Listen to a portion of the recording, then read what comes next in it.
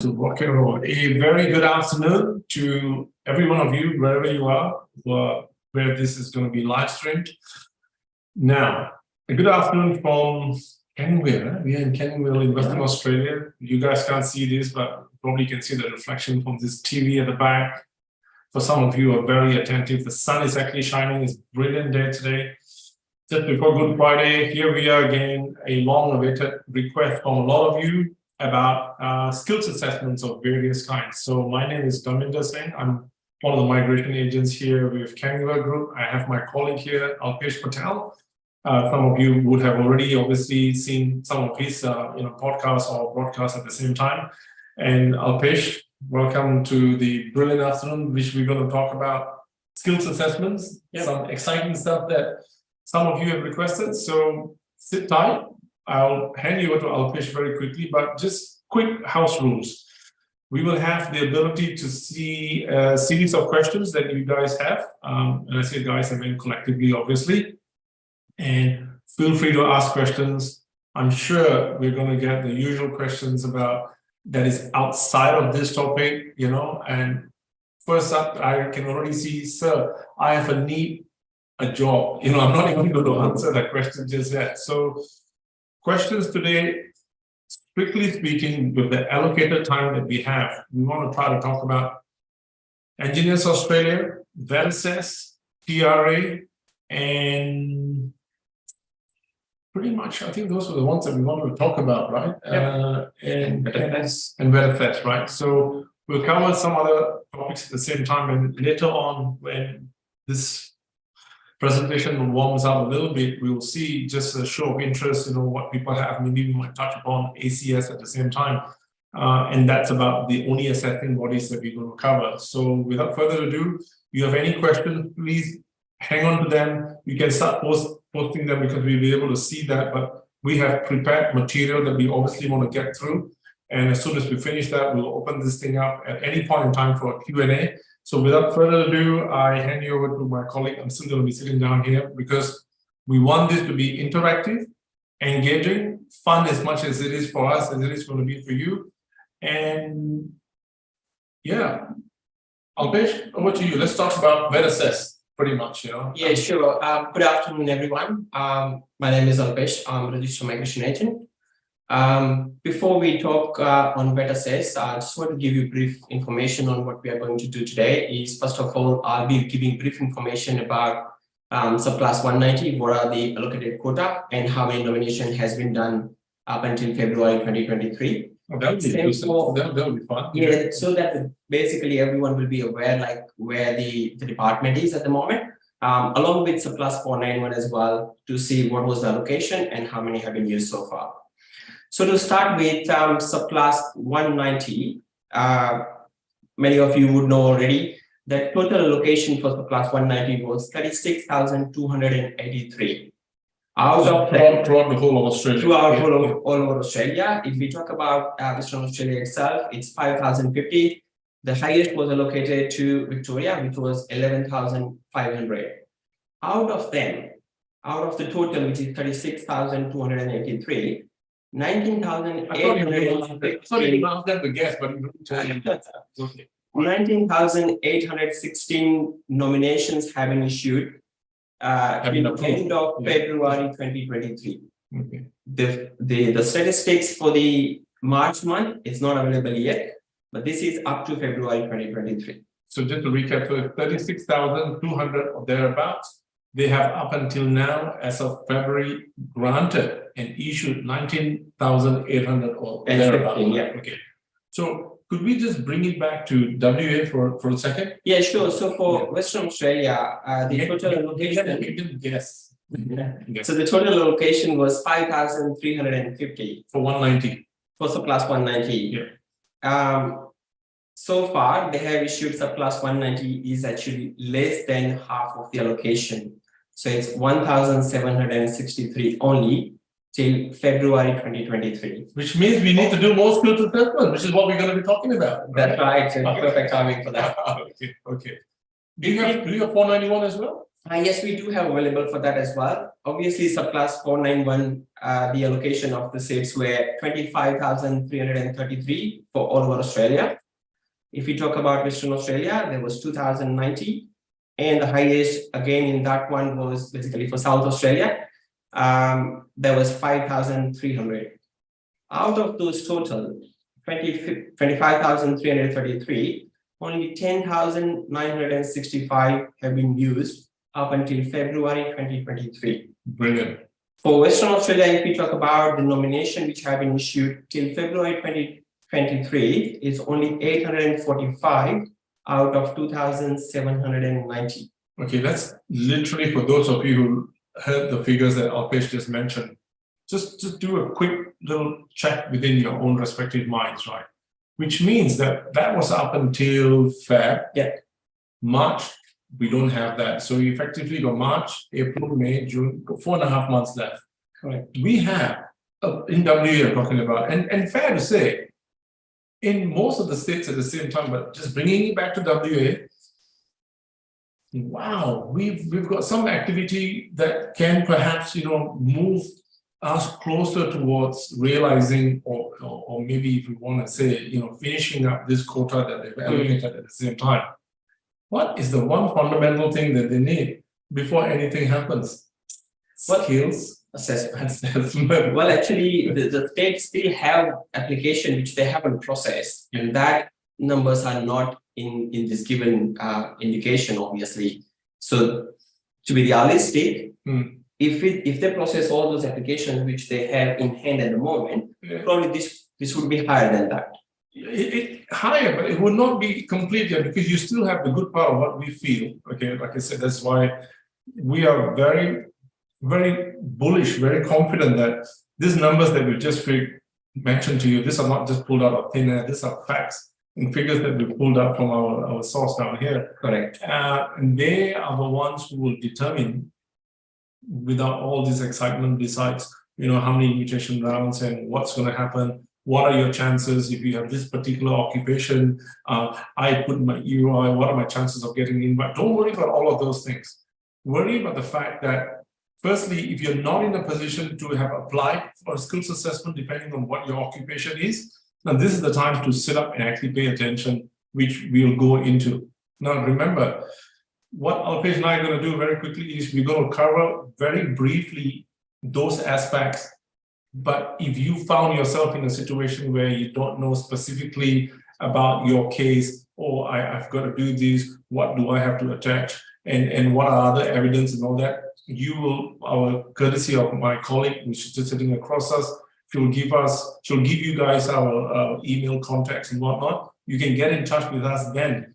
Then we can go into specifically sit down and then maybe do the deep forensics of your application, and then we can come to a conclusion. But today, what we want to do is have this interaction, good interaction, I hope so that you can be the beneficiary of some information that we have. And then your questions, we will take the questions as we go along. Alpesh, fire away, Vetassess. Okay, so before I move on Vetassess, just want to give you a brief information about PR process. So the first step is the skill assessment, which we are going to explain today. Not obviously for all skill assessment body, but one of them is Vetassess. The second one we are going to talk about is Engineering Australia, and the third one is TRA. Once the skill assessment is received, the next step is expression of interest form. Once the expression of interest form is submitted, the candidate, whoever has applied expression of interest form with higher points than the cutoff point, the chances of getting invited for them are really higher. Once the invitation is received, so it's called pre-invite if we talk about subclass 190 and 491. On the other hand, if we talk about 189, that's obviously the final invitation to apply for the visa.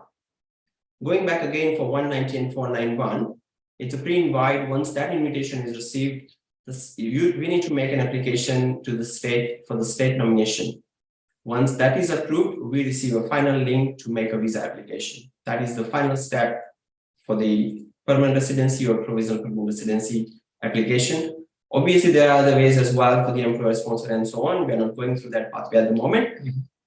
So rather than taking a long time on that one, I'll start with Vetassess.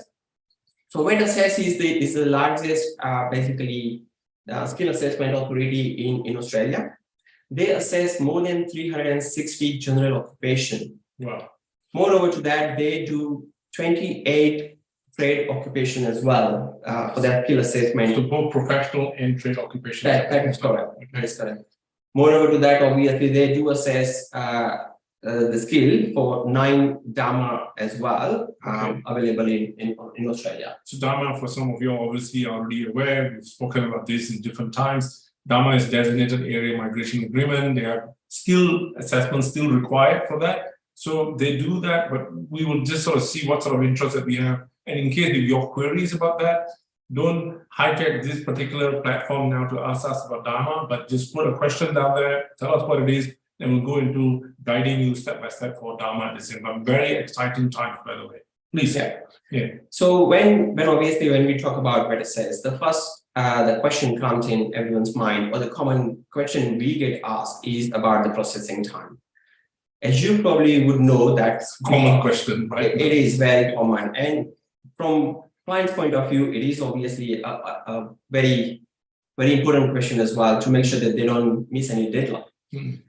Department has done very good thing about that one. So for an example, if your skill assessment is basically for the renewal, skill assessment is expired and you have been invited to make your state nomination application or to apply for the visa, and if you have only 6 weeks left over, or the timeline is given to you, you can request to have your application processed as a priority. Oh, so you don't get a fast tracking now, right? Yeah. Yes. Priority meaning fast track. If you have those things happening, you can, if you meet those requirements, apply and hope to get your application fast tracked. Am I right? Correct. Yes. So people use that expression. To give you an example, for an example, let's say I made an application in month of January, end of January. I have been invited just last month to submit my state nomination application. I don't have a valid skill assessment to make a state nomination application. I already made an application, but obviously department's current processing time is anywhere from 12 weeks to 20 weeks. So if you are in between 12 to 20 weeks, you may lose that deadline to make a state nomination application within given 28 days, for example, for WA. In that case, there is an email address which has been given by Vetassess. The email address is migrate@vetassess.com.au. Okay. You need to send them an email with the invitation which you have received to give your application a fast track or priority processing time. In that case, you will get the skill assessment within 10 working days. So that's what we're talking about, where you provide the evidence of your urgency, right? That this is why, and whatever your situation may be. And if they find it's meeting the requirements, and then it's assessed. Yeah. So they have obviously given the scenarios like who are going to be eligible for fast track. So that's one of them. If you are invited for the visa or state nomination application. The second one is if your RTS or PT is expiring in next 6 weeks, you are eligible for that one. Okay. The third one is a very interesting one, that if your age is turning to 33, 40 or 45 years in next 6 weeks, then also you are eligible. So Vetassess is trying their best to accommodate your urgency to make sure that you don't miss the deadline to apply for the visa. You miss points as well, because all those 3 age groups you're talking about. Absolutely. That's why they have given those age factor into it. Moreover to that, if your partner's skill assessment is valid and your one is expiring, that is also a reason to apply for this priority processing. For priority processing, sorry to interrupt you. So how many? Because people have this conception that some of them have asked you and me respectively, says, I understand that there's no fast tracking, or there is only a certain number of applications per day, and all that. Maybe you want to talk about that a little bit? Yeah. So department is saying that only 55 applications can be made as a fast track without having any of those reasons which I have explained. Per day. Correct. Per day, Monday to Sunday. So that is allocated on the weekend as well. Okay. That opens as per Australian Eastern Standard Time, 5 o'clock every day.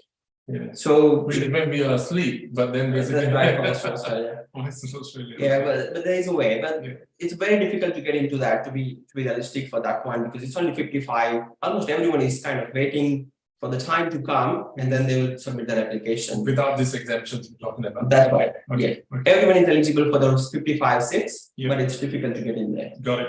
But if you are in one of those situations where they give you the priority processing fast track facility, then you need to send an email to the department, and they'll get back to you in 2 days' time with your answer, with the answer basically if you're qualifying for that facility or not. Okay, excellent. So this is about the processing time. The second one I was going to talk about is general occupation skill assessment. Obviously, they have A to F groups. I'll be giving some sort of scenario to make you aware on what is the requirement. A couple of common the most popular occupation ones so that we can give you, because we like to use that as a sort of a case study, if you want to call it. So then if you are in that situation, then you kind of know, what are some of the things and challenges that perhaps might be the case. Now, tell us, so let's just, looking at the activities and probably just judging by the fact that we've been given a heads up and thumbs up that we've got about at least a lot of engagement on the side, a lot of questions are popping up on our site. Let's pick two common occupations that are popular, and then let's just run through that like super quickly. Yeah. So if we start about skill assessment for cafe or restaurant manager. Very popular. That is, yes, certainly. Yeah. What department is saying is that they have given an information sheet. If the information sheet is not given for that particular occupation, then the department is suggesting to follow ANSCO code. Whatever the information is available on ANSCO, that can be followed. Okay. It's a bit technical. If you're confused, then obviously you can reach out to us. Our email address are there. To give you about cafe or restaurant manager, what department is requesting, you should have at least diploma level of qualification related to the nominated occupation. That means hospitality. So to give you a scenario, let's say I have done a diploma of hospitality management. Post qualification, I have 12 months experience, having at least 20 hours per week. 20 hours paid per week post qualification. Correct. Okay, I'm deliberately saying that again so that when we know this, so just in case you didn't pick that up, because this is important. This is where a lot of people think, oh, I don't know, I work, permanent, part-time, and all of those funny questions. This is the time to understand. Yeah. You want to repeat that again? So 20 hours per week, at least 52 weeks post qualification, that will make 1 year. The documents will be required is an experience letter. Experience letter, this is very important. That like a reference. Correct, yes. The duties mentioned on an experience letter must be matching to cafe or restaurant manager. As far as possible. Correct. If it is related to retail manager or retail supervisor, it's going to be refused. I'll be explaining these differences in between these three as well, because they are very close to each other. Whilst he's going to be doing that, that is precisely what we just mentioned, that certain occupations have this thing called, within the Vetassess, not just the groups in which your occupation falls under. There's a thing called further information. It's called information sheet. It's a link, hyperlink. You click that and it opens up specifically, is your occupation related? Is your studies related in the first time? Because remember, Vetassess, you need to have your qualifications. Firstly is what they assess before they assess your employment. That is the important part at the same time. Don't just think just because you're working and you've done that and I want to go and apply, it's going to be refused. Correct. Absolutely. Please stop here. Sorry. So on experience letter, what they need is the duties related to cafe or restaurant manager. Cafe or restaurant manager is basically a person who is running a restaurant or cafe where they half cook food or some sort of the prepared sources are not coming to make a food, then that is a restaurant. If we are talking about, let's say, McDonald's, it's not going to qualify for cafe or restaurant manager, because over there it's some sort of like basically you freshen up the food which is already cooked by someone else at somewhere else. Then you're qualified for that one, but you will be qualified for retail manager. What about Nando's? I like Nando's. Does Nando's qualify? Nando's wouldn't qualify for that one. Because you and I can work in Nando's, just chicken and put this and that, the other. That's right. A bit of a, Exactly. You don't make from raw food. Yeah. That's so, right. so in other words, the very preparation, in essence, your communication with the different tiers of the cooks, the chefs, and all aspects of actually running a cafe and restaurant manager is what you're going to be talking about. Correct. So for an example, fast food outlets will not have a chef. Wherever there is no chef, basically, other words to say is that there won't be any cafe or restaurant manager position. Difficult because they don't make difficult to demonstrate that. Much more difficult to demonstrate. Certainly, but again, as I said earlier, we can be contacted. We will verify whether that premises is qualifying for that or not. Okay. Department is also requesting for some sort of evidence, some sort of pictures of the venue, how it's looking like. That will make them kind of confident or quicker for your applications assessment. Okay. If we talk about the fast food outlet, the applicant may be qualified for retail manager if they are basically taking care of the finances and running the entire premises as a kind of an owner. Then they will be eligible for retail manager. Again, the qualification required for that one would be different. Diploma of hospitality management is falling under that requirement anyway. You might need a basic business degree as opposed to the hospitality element of it with regards to cafe, restaurant manager. Okay. So if I talk about the common scenario which we are having, for example, someone has completed Master of Business Administration over here, and they have been running a shop for 12 months, then in that case, they may be eligible for retail manager occupation skill assessment instead of cafe or restaurant manager. They will be failing on the other one. Can I just, this is important, right? Because the key word here, some people might miss it, it's manager. So we get queries, this is, oh, but I've worked as a supervisor, say for example, or I've worked as an assistant manager. That will be qualified as a retail supervisor, not as a retail manager. Exactly. They both are different. And you know why would they be different? It's because when you actually look at what Alpesh said, which is a very important point, your duties and responsibilities in your reference letters has to correspond with their end score code. Now they literally are apple and oranges down here, so don't get that little part confused, because worst case scenario, if you've applied and you didn't go through fast track, went through normal, and it's taken 3-4 months, and then you find out that you get a refusal, you've lost 3-4 months of vital time. Then you got to go through the appeal, the review, that's another 2-3 months, which you can ill afford. So if you don't want to have all that hangama, all that problem, I hope you understand that. All that little anxiety, if you want to call it, come see, seek, find out, sit down, throw that question back to us, spend a little bit more time to determine that this is the right pathway before you take the lead, please. Absolutely, very true. So that's about cafe or restaurant manager. The second one, as we briefly spoke about, is retail manager. If I talk about chemist, that's also one of the common occupation. To give you a scenario, I love chemist. Yeah, chemist is very popular. This is a real scenario. I had a client who completed Bachelor of Chemistry back in their home country, and they completed Master of Business Administration over here. As we all know that on base of Master of Business Administration, unless and until you have 1 year experience, there is no skill assessment on base of that one. So what I'm trying to say here is on base of overseas qualification, which they had, plus they had 1 year experience as well, offshore, they could apply for skill assessment as a chemist. While studying or working? While studying MBA, yes. Within the 1 year post-qualification as a chemist. That's 20 hours a week, anywhere in the world. Correct. Okay, awesome. Yeah. The documents obviously will be required as an experience letter, pay slips, bank statement, tax return. There are 3 identity documents, resume, photograph. So these are the documents required. Again, now on this one, department has clearly said that when you submit an application, you should provide all required documents. If any document is not supplied to the department may request. But their policy is saying that they are not binded to make a request. They can refuse your application as well. Okay. If just in case if they are requesting for the information, they will give you 14 days.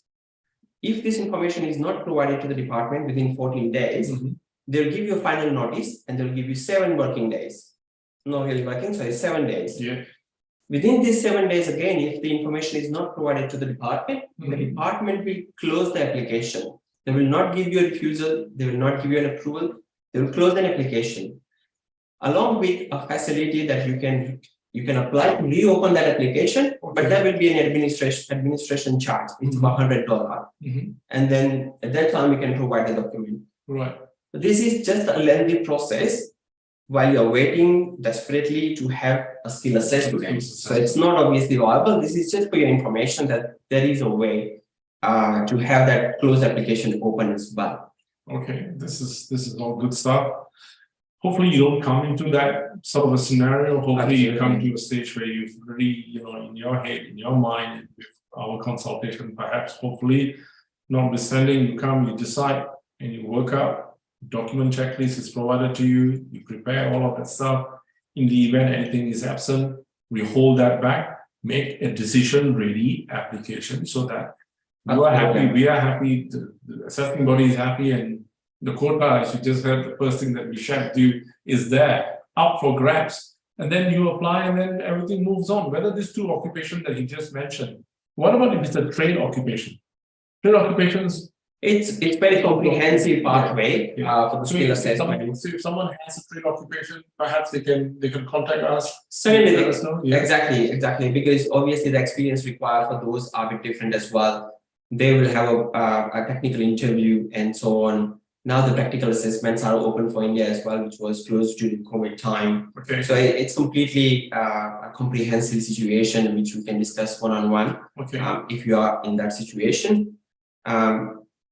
Now we'll be moving on to the next skill assessment body. So we pretty much covered some of in the bits of the most important part of the Vetassess, the concern about the processing time is covered.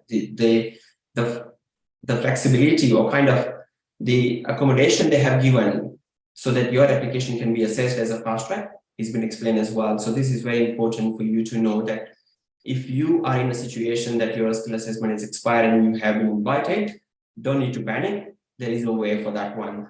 The email address which I told, we'll note down in the chat box as well, so that you can take a note of it. It's mycrate@vetassess.com.au. It's pretty straightforward.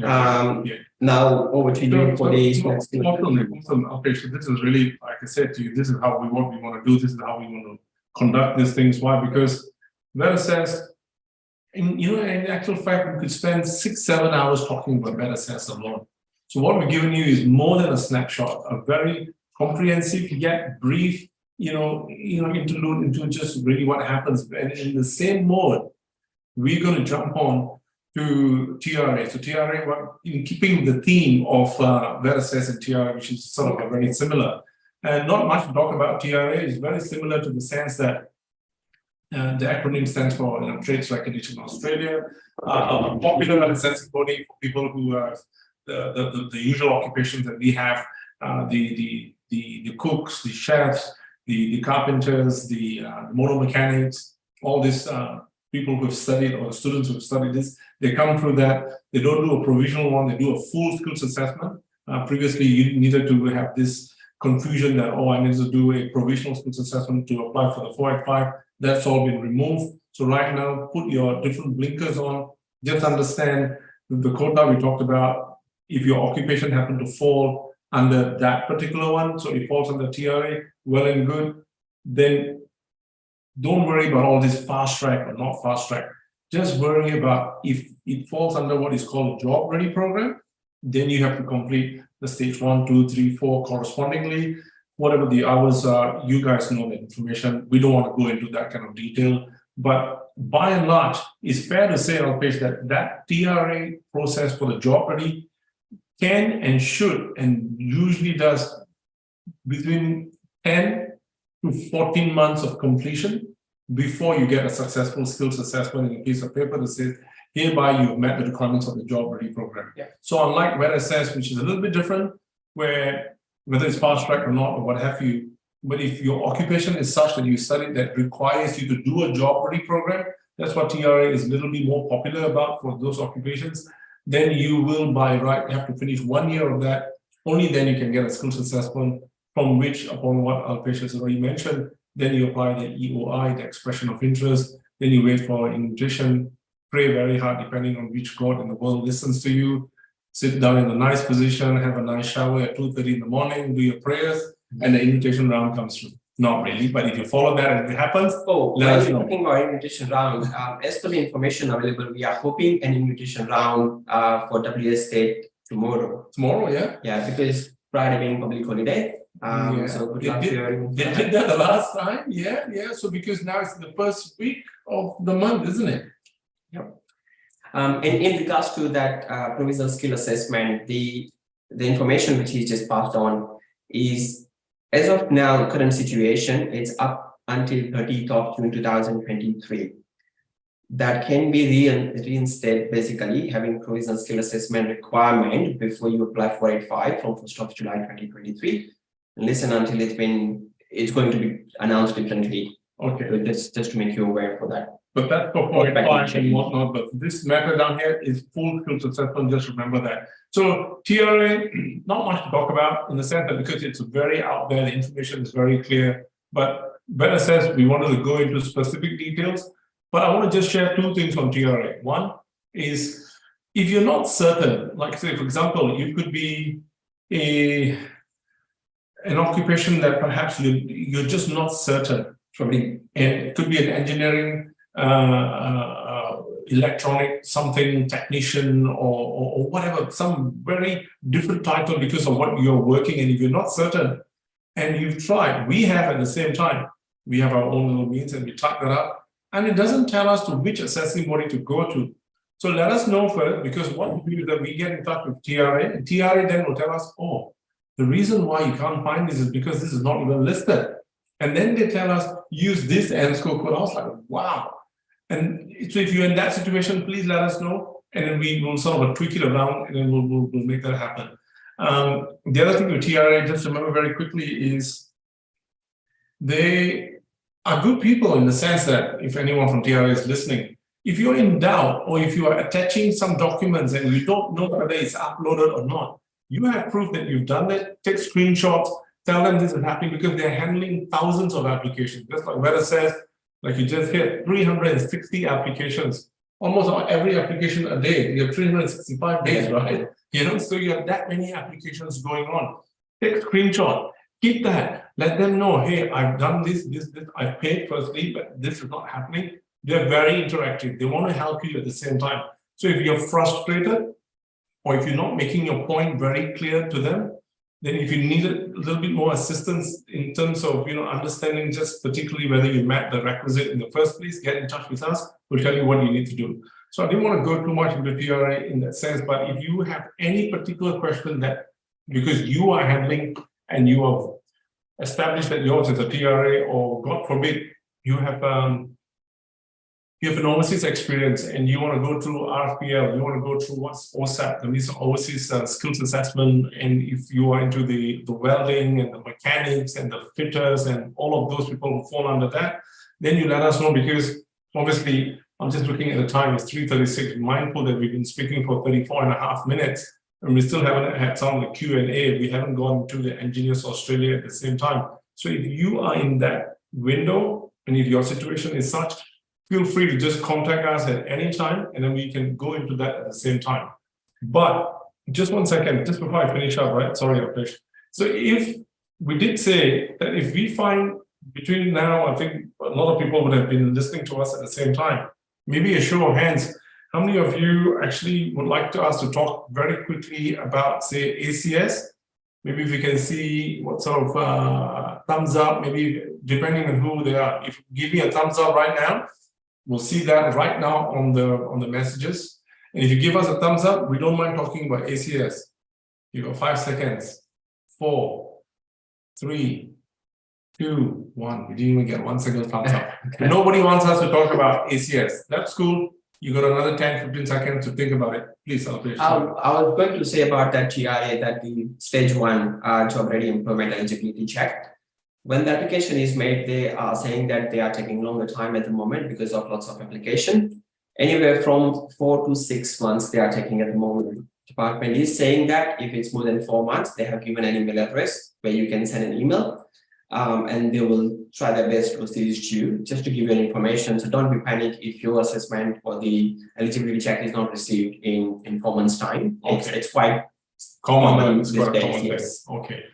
Moving to Engineers Australia? Moving to Engineers Australia. So if people still put their hands up or thumbs up, or if they want to just, send us a message, we don't want talking about ACS because we do have some information. We might perhaps share that later. But Engineers Australia, let's just perhaps wrap it up very quickly. For all those of you who have all these wonderful questions about, I don't know whether I'm going to be a professional engineer, I'm going to be a technologist as an engineer technologist, or because of my qualifications or where I studied, whether was it an Australian qualifications, was it a 3-year degree, was it a 4-year with an honors, I did my master's, or I've studied overseas. This is the moment that you sit up and you pay attention, because really, we're going to summarize it in 3 simple ways, right? So if you have studied in Australia, and if it's a basic degree in Bachelor's of Science in Engineering or Bachelor's of Engineering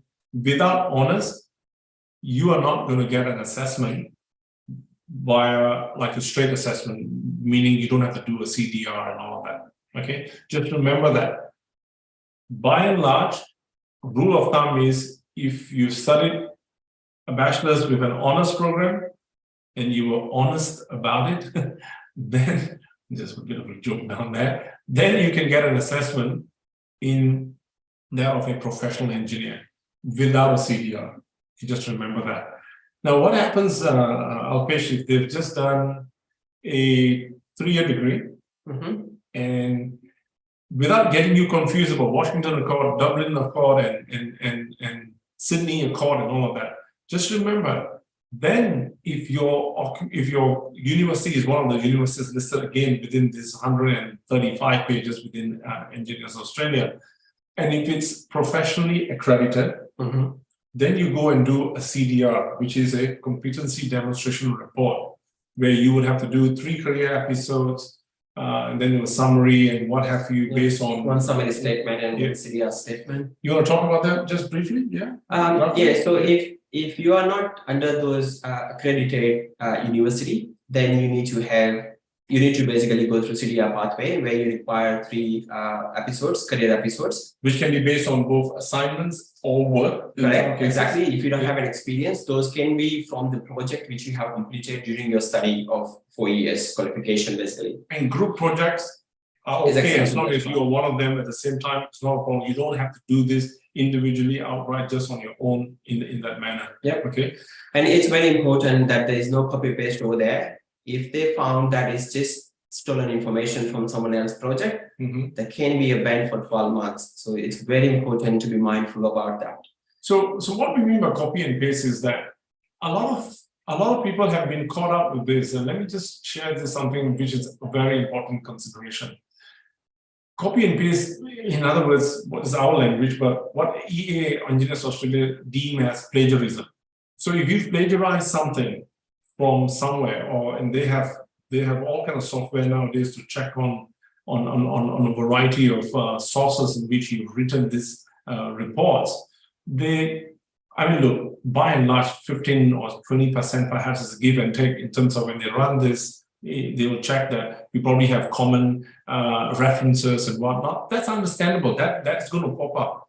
But if something seemingly is very glaring, and when you apply, by the way, unlike some of the other assessing bodies that we just spoke about, you will be assigned an assessor.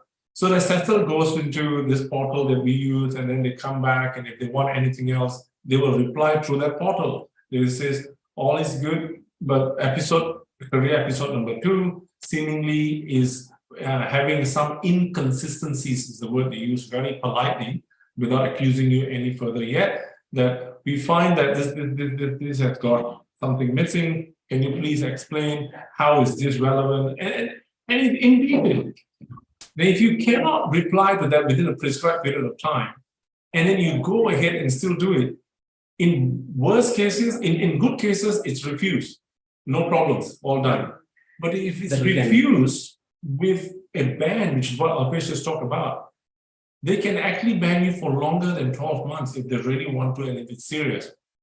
And in extreme cases, they could then report that to the Department of Immigration, which is really not where and what you want to do. So be super ultra careful of that. So you just don't want to bear the wrath of Engineers Australia for that because then you go into the review and the appeal process and all that. It's not fun. So just remember those two key elements down there. If it is your work and you are happy and it's all good and you've revised that and everything else, go with that conviction. And if you're confident enough, then you get the proper assessment that you get, and you're happy-go-lucky. I forgot something about Indigenous Australia. I wanted to just share something. We talked about the band, we talked about the courts.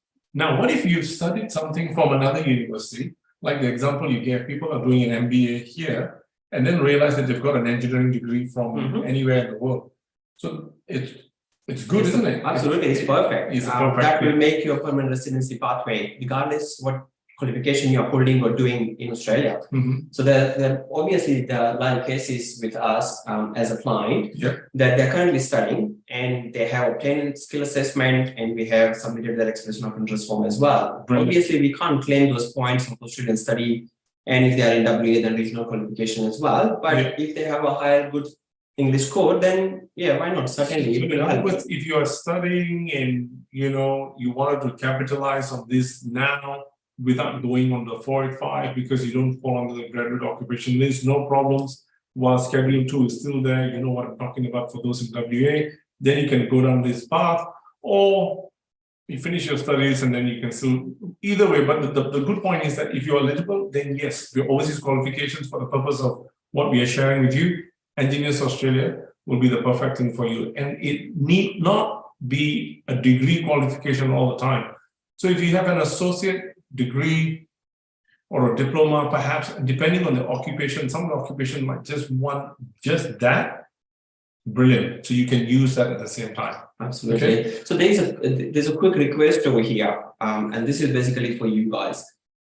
It's even though if you have just started study in Australia, this is first semester or probably second semester, it is advisable to at least seek a professional advice from registered migration agent to discuss your entire situation. What have you done after year 12 and so on? What's your experience? Just to see if you have any prospect now, rather than waiting for the completion of the course. But isn't that one of the best things anyone could really do? No, absolutely. Seriously. Whether you do that after 1 year or now, you will be kind of in the same situation. But if you have prospect now, when the cutoff for almost all occupations are completely lower than what it used to be, you may get brilliant opportunity now to invite and apply for exactly. So by the way, we're just not talking about Engineers Australia here. We're talking about all the other assessing bodies earlier that we spoke about.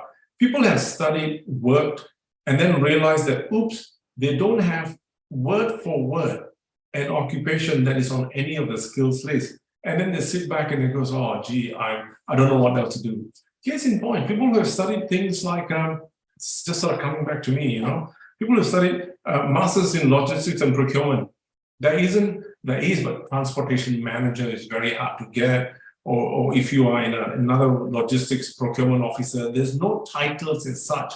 But if you happen to work, and if you're doing something, and unbeknown, you know what I'm going to talk about next. If you happen to do something that is organization methods analyst, voila, you know who you guys are.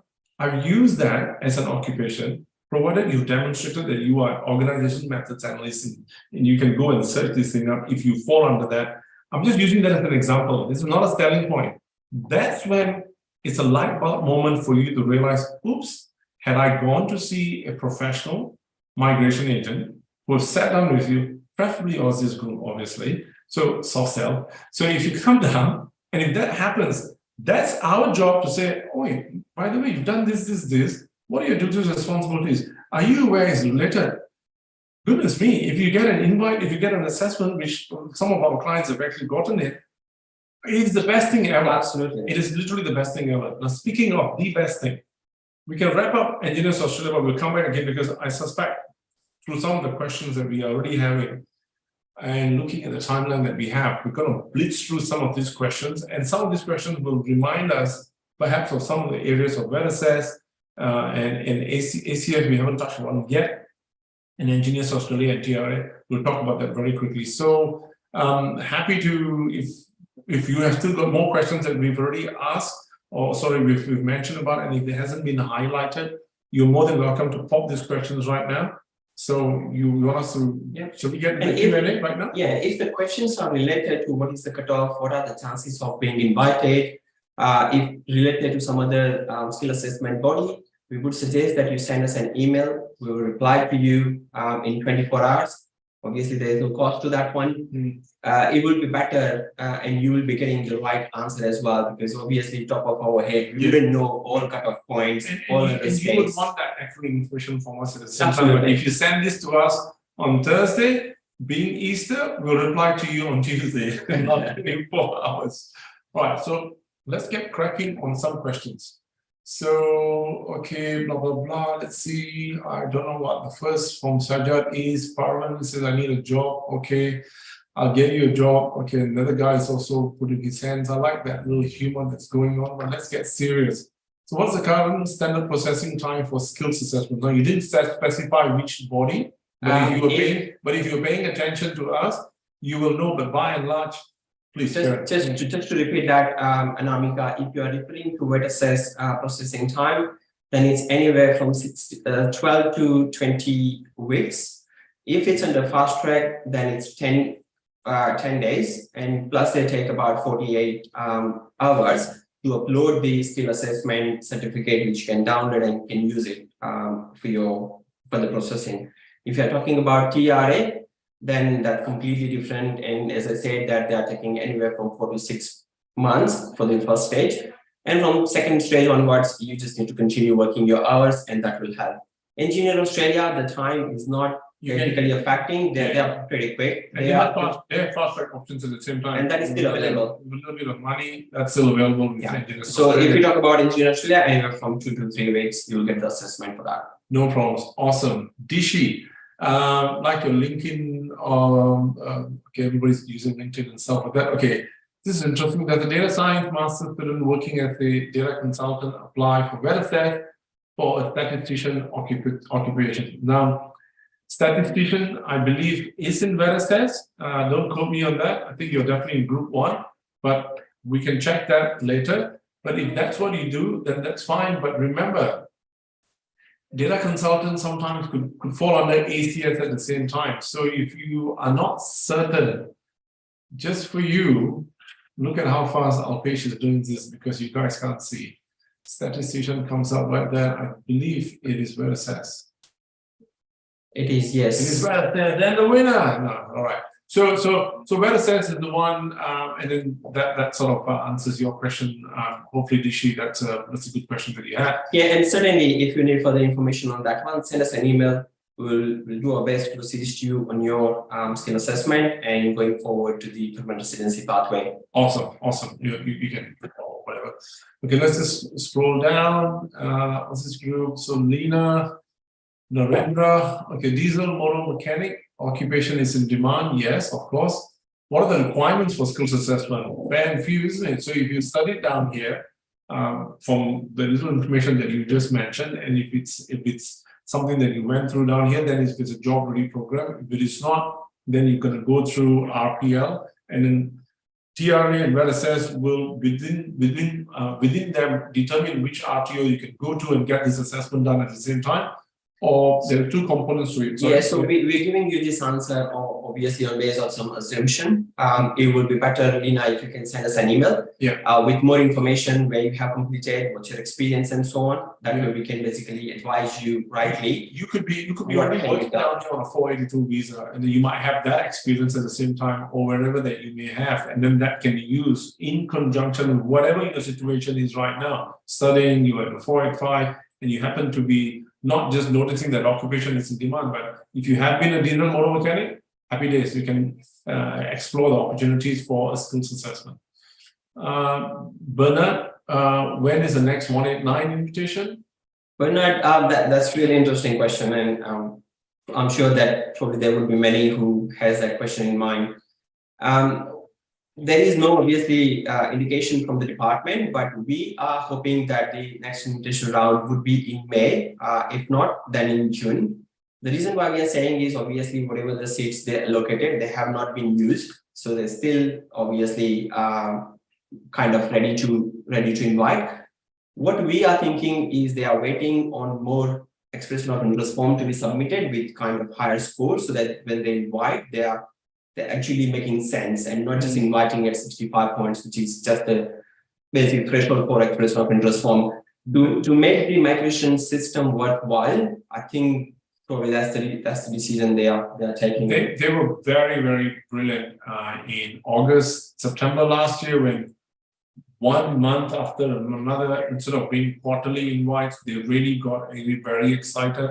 People were invited at 65 points and all of that. So I think it's just sort of the euphoria has died down a little bit, you know. So just watch the space is really what we are trying to say. Venkat, my wife done bachelor's in electronics and master's in VLSI system design, and worked as an associate professor. Okay, cool.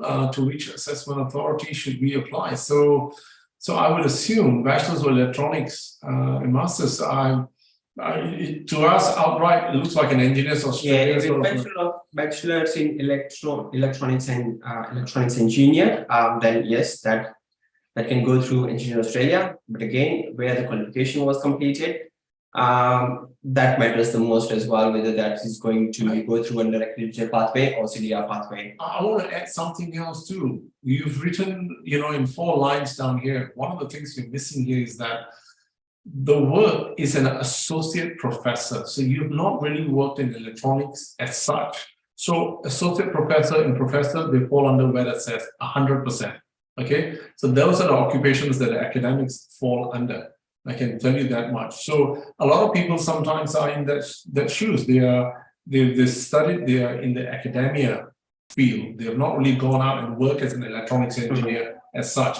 But your qualifications notwithstanding is in that. But if you work as a professor or as a lecturer, not just professor, as a lecturer, then that falls under that, and that's 100% Vetassess. And then we can look into how many years of experience, what Alpesh has already mentioned earlier on in his presentation, that 1 year in the last 5 20 hours a week, and then happy days. Then we can go into that. Can I just ask you, while we're on that, Alpesh, so let's say a Vetassess assessment is done, and in case in point this, and someone has got 10 years of experience, how many points can they claim? It really depends on what is mentioned on the outcome letter. However, or is it their wish that I want to claim, or what's on the letter? My question. Not really. It really depends on what's mentioned on the skill assessment. What department is thinking that you are deemed to be suitable for the skill. However, on the other side, what policy is saying, the migration policy is saying that the case officer should consider that the experience, whatever you have, is all you can claim.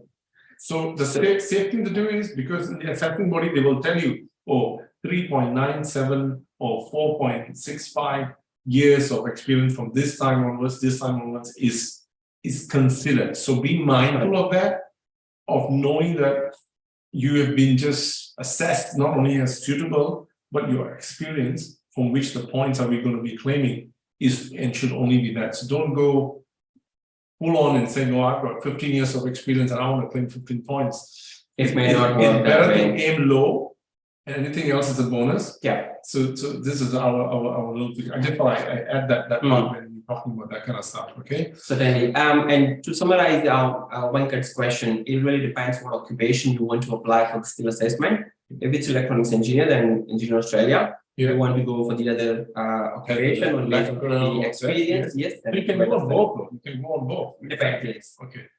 So Nawab, I've completed my master's degree in finance and accounting, and I've also some 1 year, not one, but some, I like that. Some, I'm a bit pedantic about English, so don't worry. Some 1 year experience as an accountant. Any visas available for me? Okay. So my understanding is, from a qualification standpoint, you can get an assessment, that's not a problem. Okay.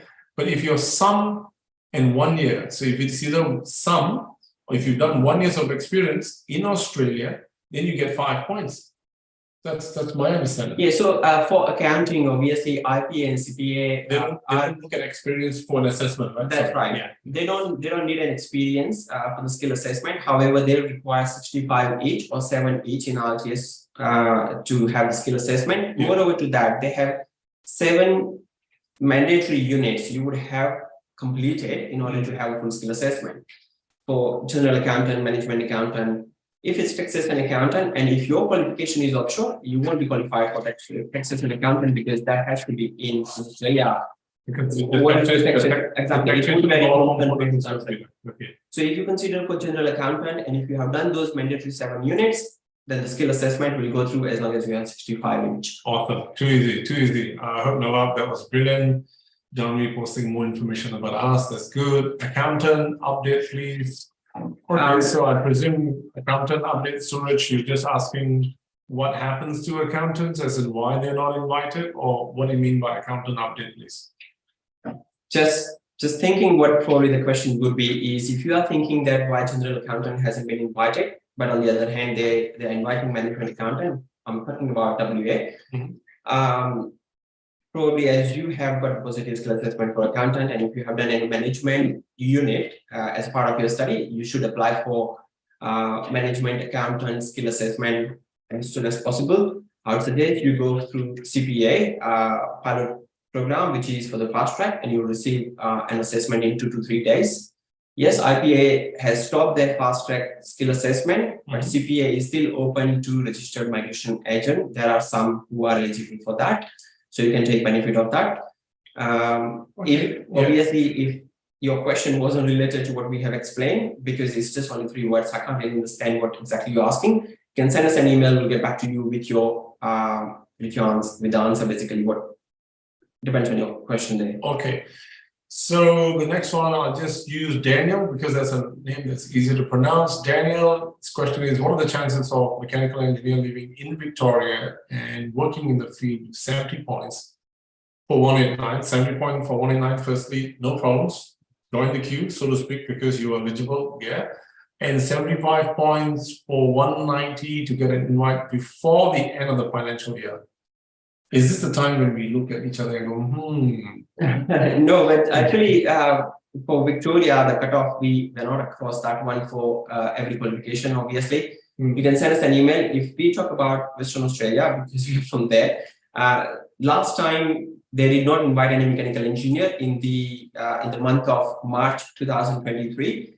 One before that, in February 2023, the invitation was issued to mechanical engineer and the general stream, and the cutoff was 75 points. Yeah. So if you haven't done, but that's what's yeah. Yes, that's right. Yeah. Yes. So I hope you just haven't put all your eggs in. I know Easter is around the corner. Put all your eggs just in Victoria. Come to WA. The Easter bunnies might just get you an invite. Okay. So moving on, Daniel again replying to Daniel. Oh, somebody's replying. Is it? Have met all the requirements and has a skills assessment. That's brilliant. Sit back and just we actually guessed that, Daniel, because you have applied for expression of interest form. Okay. Santosh, he says, I have a bachelor's in computer science and engineering in India. Do I need skills assessment from ACS? I love this question. Why? That is through Australian Computer Society. You will need 2 years experience if your qualification was completed in India. Okay. And that experience has to be post qualification. Correct. And the 2 years, which is what we did ask just now for a show of hands, if anybody want us to talk about ACS, probably this is the time when some of the questions will prompt us, right? So what Alpesh has just mentioned, 2 years of experience. Now, don't turn around and say, oh, I've got work reference letters, I got everything else, but I was paid cash. Because in India, that was the case or something. I think you've got to be very mindful. It doesn't matter India or wherever which country you're from. You just want to make your job that much more harder. So you must demonstrate to ACS that you did not only work at that level with your duties and responsibilities. They might ask you organizational chart, they might ask you work reference letters and all that. But they want to know bank statements, they want to know salary slips, they want to know how were you paid, how would they know that you actually work? Because reference letters, anybody can make this day and age. But if you say you paid taxes, which you can't lie, which now I think in India is compulsory now, right? Everybody have to declare, or you would. No, I'm just saying that. So a lot of things have changed and happened. So if you're in that situation, anything that's real time that perhaps you can't get an answer from, by and large, I think you are leaning more computer science engineering. You could also be a software engineer, by the way. So if you think that, oh, I don't have enough from the 2 years experience to go under ACS, software engineer from Engineers Australia. And if you find out that if it's an accredited uni and everything else meets the requirements, knock yourself out. And then you just mentioned you got 2 years of experience, is it? No, I didn't mention that. No. So you can use that. Engineers Australia, like we just mentioned already, doesn't require the 2 years of work experience and whatnot. So it's either on whatever that you want to use. Okay. Go on. ACS in summary basically need two types of document. One from employer, which is obviously payslip, experience data, and so on. And second one has to be third-party document that is not in control with an employer. So that is bank statement. Your kind of like if it's in India, for example, it's Form 16, which is downloaded from Trace's website. They are very particular about it, and they have to be from them only. In regards to you, Santosh, it depends on your experience, 2 years experience, and then on base of that, it can be decided which occupation that will be done. Awesome. Okay, Maninder, let's moving on. We are on 4:04. We've got a few minutes, but we will endeavor to run through these questions, which we totally are very happy, very glad, brilliant engagement, great questions thus far. Let's rock on to Maninder Chauhan. Hi, I think he's posted this question twice. I just see the next one, but I'll read the first one. Hi, what are my chances? I have 65 points for 189, 70 for 190 as a motor mechanic. When can we expect? I think we've already answered the question for 189, so we're not going to go into that. Secondly, chances are good. These are all very sound, in demand sort of occupations. Sit back, sit tight. You should be good. You don't worry too much. And by the way, just very quickly, if you're in a position to improve your points, maybe you get 6 each and you didn't get 7 each to get the extra 10 points, or you're going to increase it by NATI or any other means. Find ways to increase the points to be in a better position is what we want to say, right? Okay. Yeah, moreover to that, Maninder, I would request you send us an email. That way we can get you with the exact cutoff for this occupation in Victoria. On base of that, we can give you a kind of our analysis as well, whether the chances of you being invited at 70 points versus plus 190 are really good, or you will be just waiting for months and months. That way you can basically work around whether you need to improve the score or you should consider some other skills. Absolutely. Sandra Sharma, what about the Advanced Diploma of Telecommunications? Can you please tell me about that? Brilliant. It's a good diploma to be in if you are doing and if you're nearing completion. Then I think that's what I can perhaps talk to you about, Sandra. If you don't need to go and do this 1 year of work experience scenario and all of that. You finish your studies, you get your assessment done. That's Engineers Australia, which will do that. And then literally, if you still have enough time left on your whatever visa that you may have, whether it's a student or graduate visa, what we've already said several times now, get the assessment, apply the EOI. And if you want to know specifically, if you are sitting on 65, 70, I think the key point what Alpesh mentioned is the goal one is that don't just sit there thinking, oh, I've done my EOI now at this point and I'm just going to wait and pray. A lot of things are moving very rapidly in terms of what's happening in the economy, how are policies going to be changing, what are the global, not the global, the grand scheme of things, what are the migration plan, what are the numbers. So these are the kind of stuff that you've got to start considering before anybody answers your question in that sense. Twinkle Patel. Now that's a nice name. Twinkle. All right. So that's let's see. What are the chances for chef advanced diploma 189? 189, advanced diploma 189. Okay. Firstly, if you're a chef, doesn't matter what you've done, but if you've done an advanced diploma, you supposedly in the EOI ranking scheme of things, you kind of get the age from someone who's just done a diploma, right? That's all. But in terms of seeing your chances and where have you applied, again, it's the same sort of thing that goes on. Yeah, Alpesh, maybe you want to talk about that? Yeah, so Twinkle, obviously that depends on the number of points what you are scoring at the moment. To give you more information whether the chances of having 189 is there or 190, or probably you should consider 491 as well. Having chef advanced diploma is actually good. You don't need to basically do bachelor degree. You can claim points if you have done overseas though, but depends on the number of points. So if you're still online, probably you can just mention the number of points you are on at the moment and which state you are in. That way we can provide further information on. Awesome, awesome. Now moving on to another twinkle of a question. I think Noah has come back again, saying that my elder brother is a citizen, so what are my options? Look, the options really are there, right? So if the occupation is on the long-term list, and if it falls under the 189, then if you're not outright being invited for that, then for 491, is it's split into two, state and family. You're only going to get 15 points once. Okay? As long as your brother is living in designated regional area. So if your brother is living in Victoria, Melbourne or Sydney, Brisbane, your brother cannot sponsor you. Yeah. So everywhere in Australia is besides Melbourne, Sydney, and Brisbane. Just remember that, right? Well, the entire Western Australia is regional. People don't even know that yet. Yeah. It takes an hour and a half or two, I think, if you fly. You're still in Western Australia. It is. So it's insane. Okay, so sorry, I just thought that was trivia for a little bit.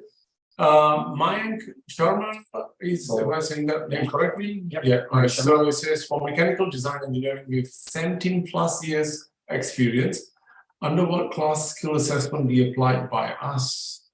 Well, I mean, end of the day, it's you are a mechanical engineer by profession, and if by occupation you happen to have that kind of work, then that's brilliant. So to come to your question, basically, what class the skill assessment be applied for under 189, 192, and 491. So when you apply for the skill assessment, you do not need to mention whether it's 189, 192, or 491. You just need a skills assessment. Yeah, it's only required if you are applying for class 485 or for these three rest of the three classes. So to answer your question, it's basically when you apply for the full skill assessment, once the skill assessment is received and that NSCO code is in medium or long-term list, you will be able to apply for 189, 190, and 491. Yeah. All of them. Yeah. So that's pretty much good. Awesome. How are you supposed to get to know you? Okay, I'll move on to that. Kulvantko.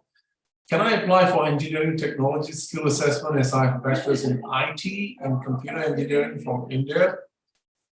Absolutely. Yeah, that will be through CDR pathway though. Yeah. And depends on your engineering qualification. Absolutely. Absolutely. Those are the things that we were just talking about. Kulvantko, get in touch with me, let me know, or let us know, sorry for that matter. No. I'll tell you specifically how to get into that. These are the kind of questions that sometimes they ask because they're like, oh my God, I'm so close. I don't know how to go about that. We get very excited when we see this kind of stuff because this is really where. Yeah. And moreover to that, Kulvantko, if you are outside Australia at the moment or in NSW, engineering technology is an eligible occupation who can apply for state nomination application directly for subclass 491 in NSW. If you are living in WA or any other state except NSW, you will not be qualified for that though.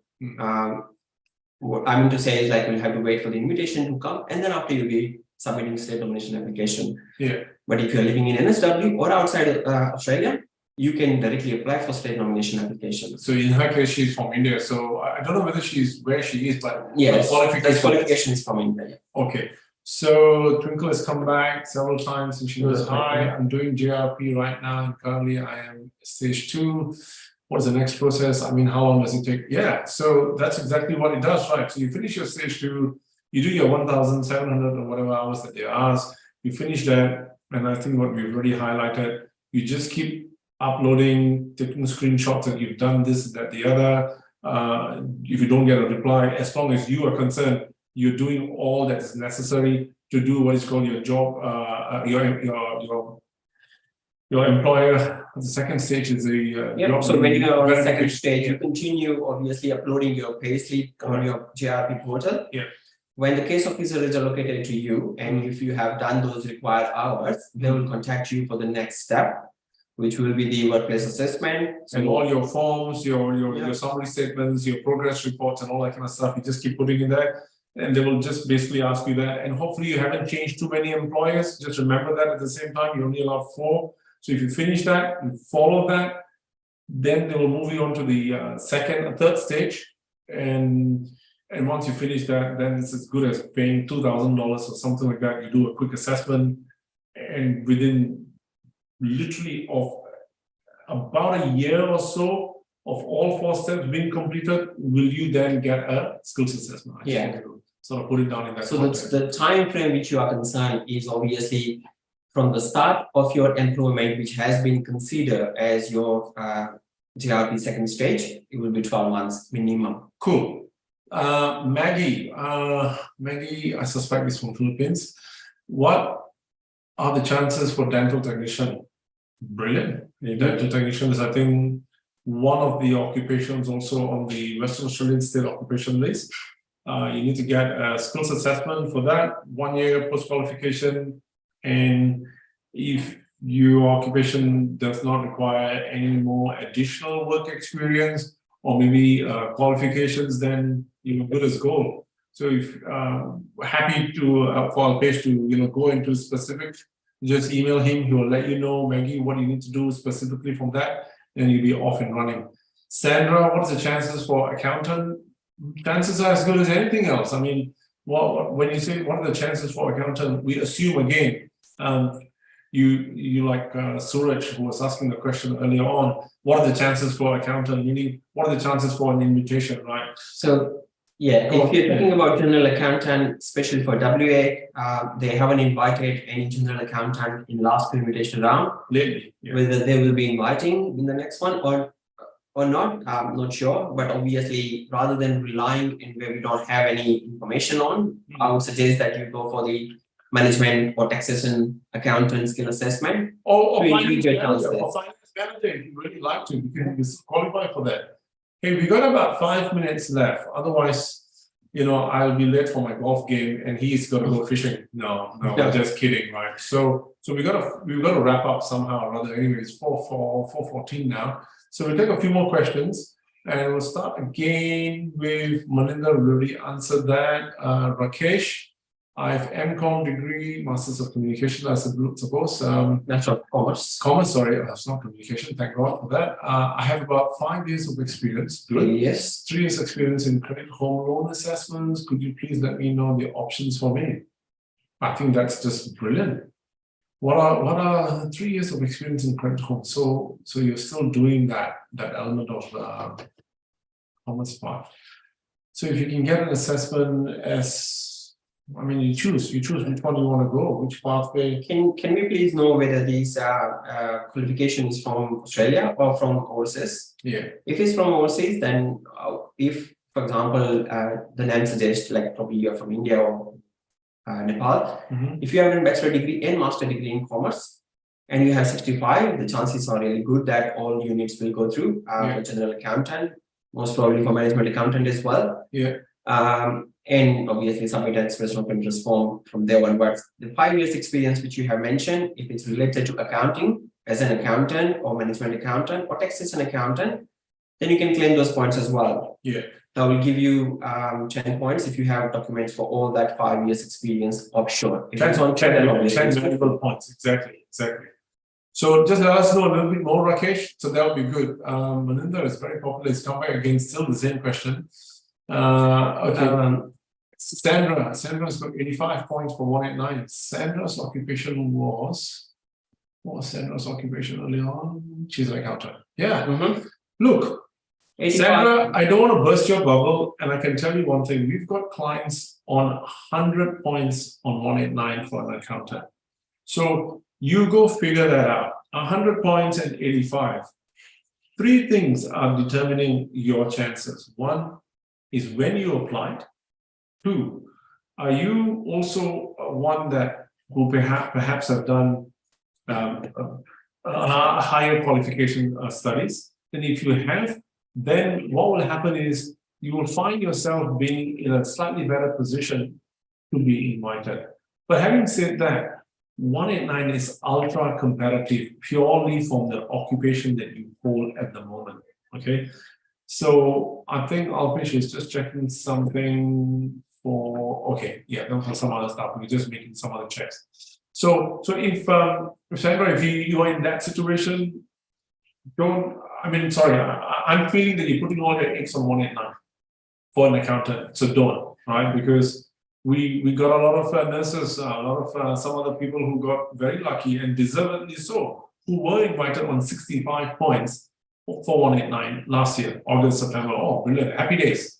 So you can't just say, oh, maybe 85 points for an accountant, I might just get. You really are in the queue in this manner before you can even experience anything remotely exciting for that. What we can say as well, Sandra, is if you are considering as a state, probably W is the best option for you. Since having 95 points plus 190, you're definitely going to be invited because that's more than the cutoff at the moment. Which will make her get 80 points, 85 points as well. No, she get 90 points. Yeah. You get 90 points. Yeah, it is on 90 you points. get 90 points. Your WA is scheduled to. By the way, 190, then you need a job offer, which you presumably have to work out. So don't get a job offer from a kebab shop, obviously. So you need to get a proper job offer from someone who's an accountant. All right. You never know, she may be working as an accountant. Exactly. So the next question we got, above experience is gained in oil and gas design consultancy in India as a mechanical engineer. Look, don't worry too much about the fact that your experience was in O&G, right, oil and gas. Now, but because you were a mechanical engineer, you needed to be a mechanical engineer to be working in that capacity. But your duties and responsibilities were that of a mechanical engineer. Brilliant. Yep, you can go for mechanical engineer skill assessment if you're working as a mechanical engineer. Exactly. The chances are really good since you have good experience. Obviously, you require a higher score. Since you have 17 plus years of experience, I'm not sure, but just picking out on that is you need to consider your age factor as well. Cool. You can't apply for 189, 491, and 190 if you are more than 45 years of age. Okay, so we are wrapping up. We've got Manny, who's had 3 repetitive questions, bang, bang, bang, straight away. So you can take the first one, Alpesh. 80, she's got 80 for external auditor. Yeah. For 189 and 85 for 190 New South Wales. Any chance? Once again, is this where I take out my crystal ball? Look,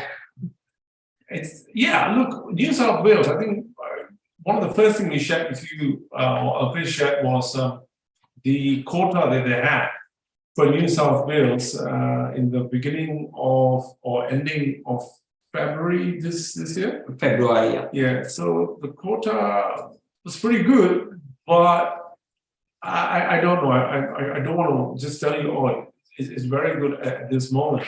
However, having said that, your next question. Just to give you an information, external auditor was invited at 65 points for surplus 189 in the last invitation round. This is obviously related to the question from Money. Okay. So if 189 invitation round is coming, and if they are inviting this occupation, obviously you are going to be there. And depending on when you put in your EY, so That is you're right. going to be behind the queue of everybody else who's already ahead of you. Plus, how many EUIs have been submitted with 80 or more than that after the invitation round? So that matters as well, which we don't have any information. It's only with the department. Yeah. But just comparing what it is available is 65 points cutoff. You are on 80 points, so the chances are good there. All right. So that second part is already answered. So the last part here. Whilst I'm reading the last question, so if anybody got any last 1 or 2 questions, feel free to pop this in because we're about to wrap this thing up. When will the next 190 round for New South Wales? Since I got 491 for example. Oh, okay, but so she did get 491, but I want to go with 190 or 189. Yeah. Look, well, we don't have that information that when the next invitation round for 190 will be for NSW, but we are hoping that it should be because just to give you a bit of exact information on 190, that how many have been issued so far. For NSW is total the quota was allocated was 9,108. So they have 2,900. Exactly. So far, up until February 2023, they have approved basically nomination given 5,896. Oh. So they still have space available. Obviously, how many they have applications on hand, that's completely again unknown.